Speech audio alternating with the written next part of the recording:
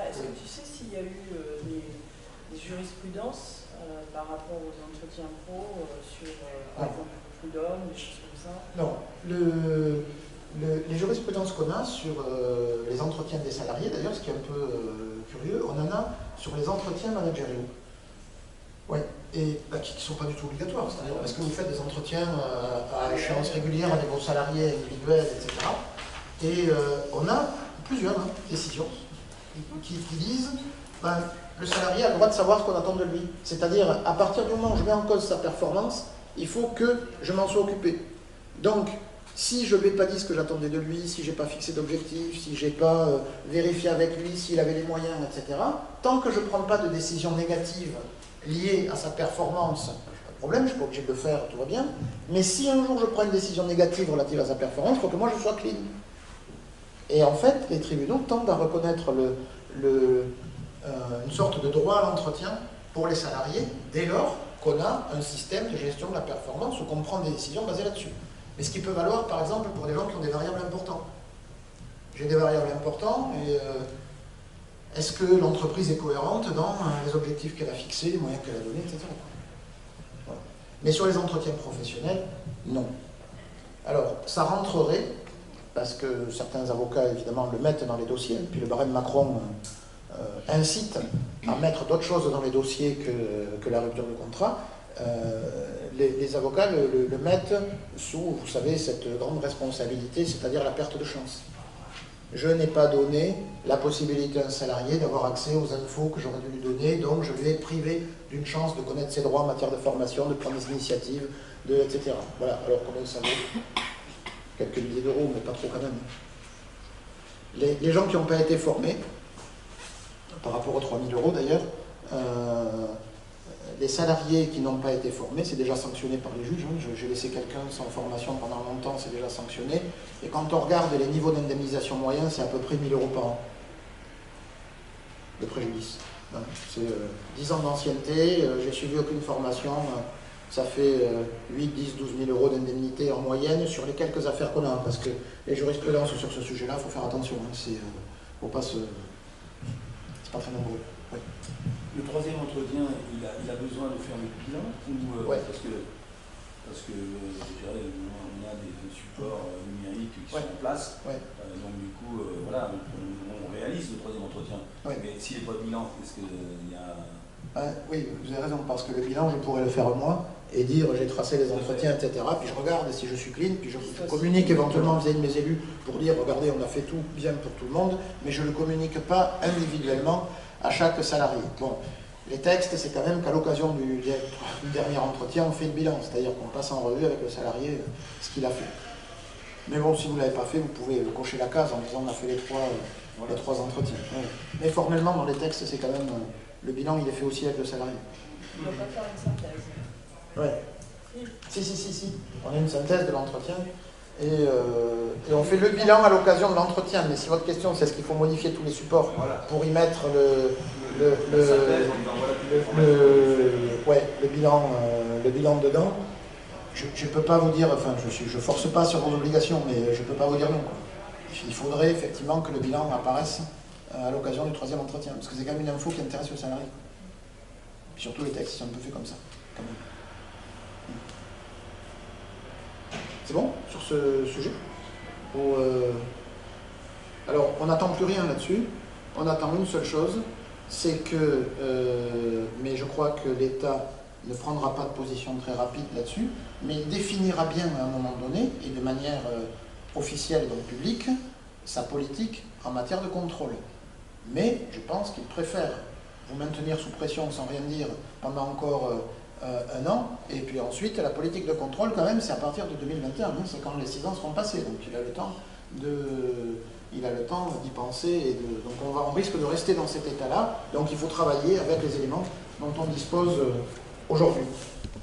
Après vos obligations sociales, vos obligations financières, alors, les exonérations c'est pour les secteurs qui les ont conservées, on attend quand même là 2 textes qui, ce sera peut-être le même d'ailleurs, il n'y en aura qu'un, mais c'est les nouvelles conditions de versement aux écoles sur la part, vous savez, de la taxe d'apprentissage qui le 13% du 0,68, hein, donc le 0,08 que vous allez pouvoir continuer à verser aux écoles. Alors c'est moins qu'avant, là par rapport à vos partenaires, hein, il y a moins à distribuer, et puis on attend de voir si on a toujours les mêmes barèmes de distribution, dans quelles conditions on peut le faire, etc.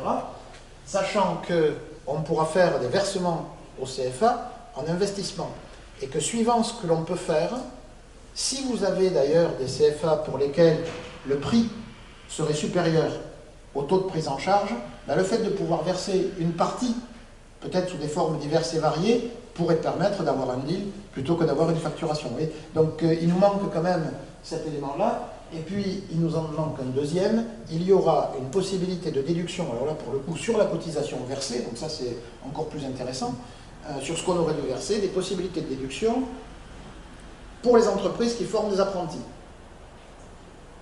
C'est pas sûr que ce soit énorme, mais on aura quand même des possibilités. Et donc,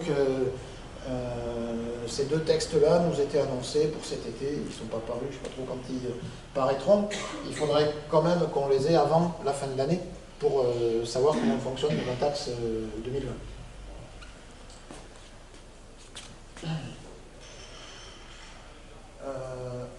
Vous avez dû tous payer la compte le 15 septembre dernier, hein, sur l'obligation. Non, nous, on est en année pleine. En année pleine, donc du coup.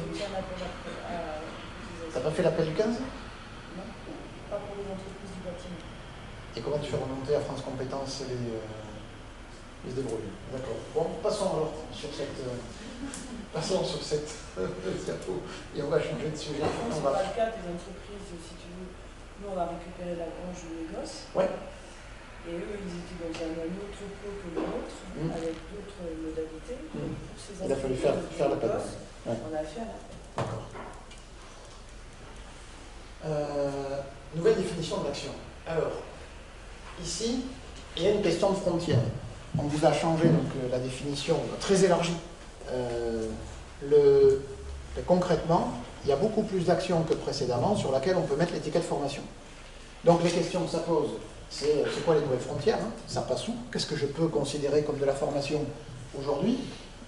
Et puis on a la question de la formation en situation de travail, qui est quand même que l'État souhaite promouvoir d'ailleurs, hein. Toutes les modalités d'ailleurs en situation de travail, distanciel, avec des modalités diversifiées, etc. Et on a une question qui pourrait d'ailleurs inclure une question sociale, c'est dès lors, alors quand on fait du présentiel, pas de problème, c'est comme avant, on sait où ça se passe, combien de temps ça dure, etc. Mais dès que vous faites du multimodal, c'est-à-dire dès que les gens, ils ont peut-être un peu de présentiel, mais ils ont aussi des ressources qui sont mises en disposition, mais ils se forment aussi en travaillant, mais ils ont aussi des productions à réaliser, etc. Bref, on a des formats un peu variés.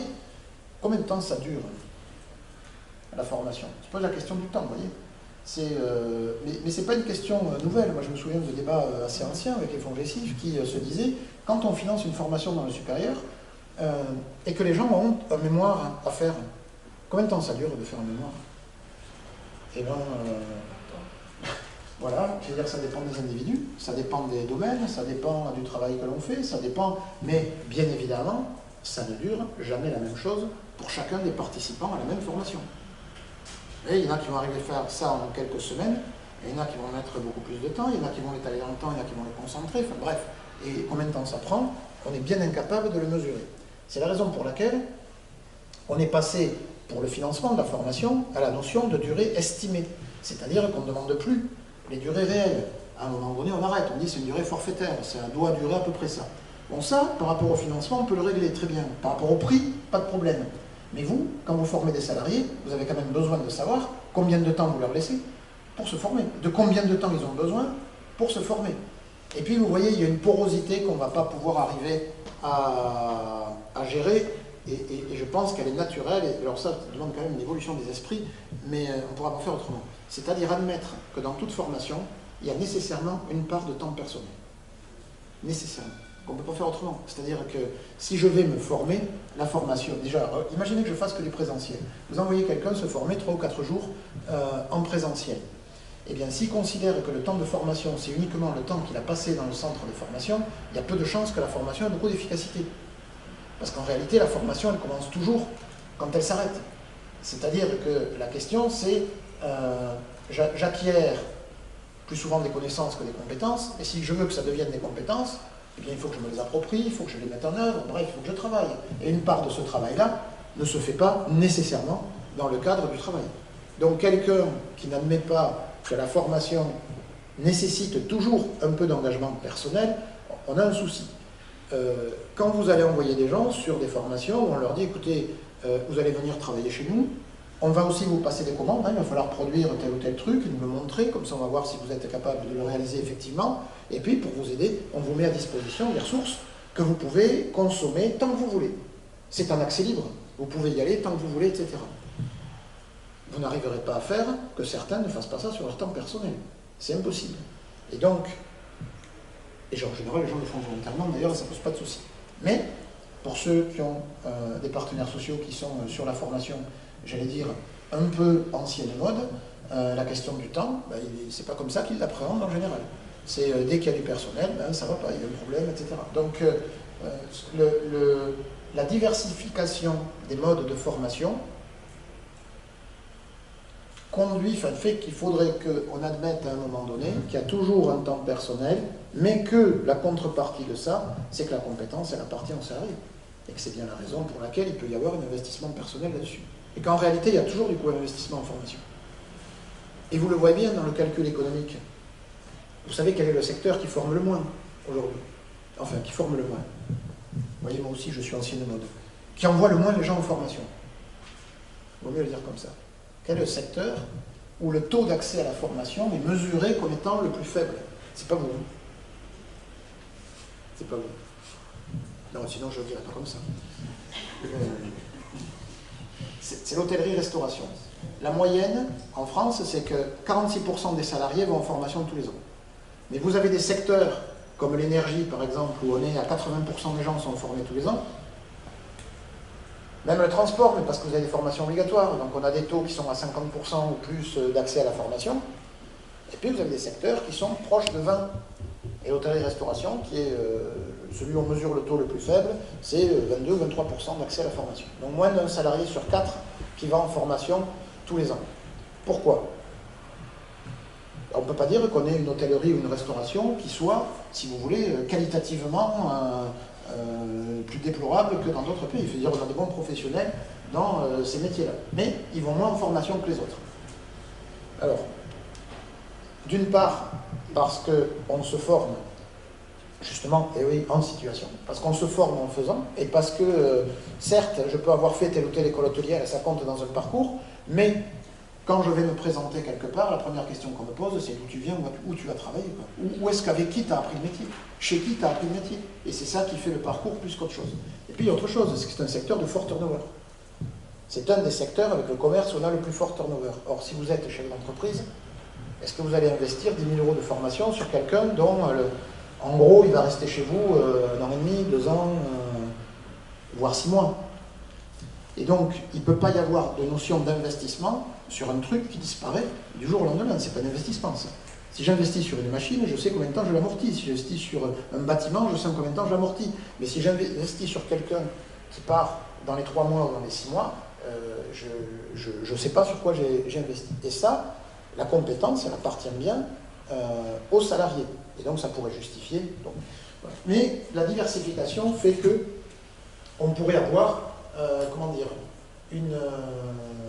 un débat autour de la durée des formations.